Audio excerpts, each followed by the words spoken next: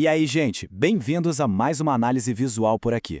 Hoje a gente vai mergulhar fundo numa parada que, olha, mexe com o bolso e a cabeça de todo mundo, a nossa consciência financeira. Pensa nisso como uma verdadeira masterclass sobre como a nossa mente funciona na hora de passar o cartão. O material que vamos destrinchar hoje tem uma estrutura tão dinâmica e visual que lembra muito aqueles vídeos curtos tipo o formato Reel, sabe? Aqueles que ensinam algo genial em 1 minuto no feed. Pois é, a gente vai pegar essa mesma agilidade e dar um passo além, entendendo o porquê de cada atitude nossa. Chegou a hora de repensar como a gente abre a carteira. O nosso roteiro hoje está dividido em 5 passos bem diretos. 1. O quiz do consumidor impulsivo.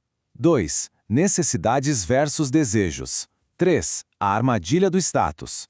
4. Dinheiro traz felicidade? E 5. Controlando sua liberdade financeira. Bora lá? Olha só, essa imagem aqui é o nosso mapa do tesouro de hoje. É um mapa literal da consciência financeira. Ele foi desenhado para guiar qualquer pessoa, passo a passo, saindo do piloto automático e indo direto para a tomada de decisão consciente. É exatamente essa estrutura visual super lógica que a gente vai seguir agora. Seção 1. O quiz do consumidor impulsivo. Vamos ver como a gente se sai. Primeira pergunta do quiz. Você compraria algo só porque a sua galera toda já tem? Pensa rápido. Essa é a clássica pressão do grupo. Muitas vezes, a gente nem curte tanto assim aquele tênis ou aquela marca de roupa, mas o desejo de fazer parte da turma é tão forte que a compra acontece, literalmente, no automático. Se a sua resposta mental foi um sim, opa, já identificamos aí o nosso primeiro gatilho. Segunda pergunta, você tem o costume de pesquisar preços antes de fechar a compra? Porque vamos ser sinceros, comparar preços exige tempo. Exige dar aquela pausa. Quando a gente compra no primeiro clique, sem nem olhar na loja do lado, a impulsividade é que está no volante. A pesquisa funciona meio que como o freio de mão do consumidor consciente. E a última reflexão do nosso aquecimento. Você realmente precisa de absolutamente tudo que compra? É aqui que a coisa fica séria. Essa pergunta é a ponte perfeita entre o que a gente faz no shopping e a psicologia por trás das nossas escolhas. E é exatamente ela que leva a gente direto para o coração da nossa análise de hoje. Seção 2. Necessidades versus desejos. Sem separar essas duas coisas, a conta simplesmente não fecha. Tem uma frase no nosso material que dita a regra de ouro.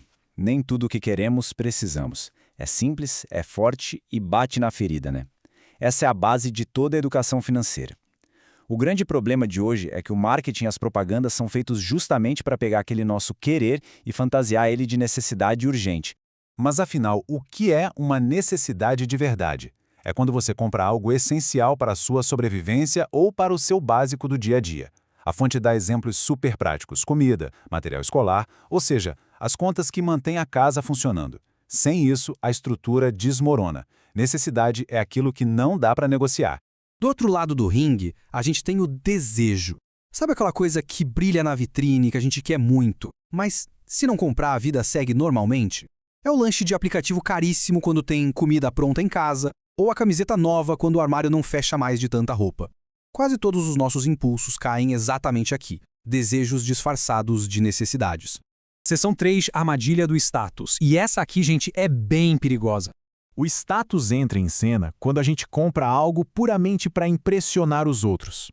Presta atenção nisso. A motivação da compra vem de fora. É pura pressão social e busca por aceitação. Não importa se a mochila é boa ou ruim. O que importa é o logotipo enorme nela. É uma corrida por aparências que ninguém nunca ganha. E quando a gente deixa os desejos e o status passarem por cima das nossas reais necessidades, o estrago é grande, viu?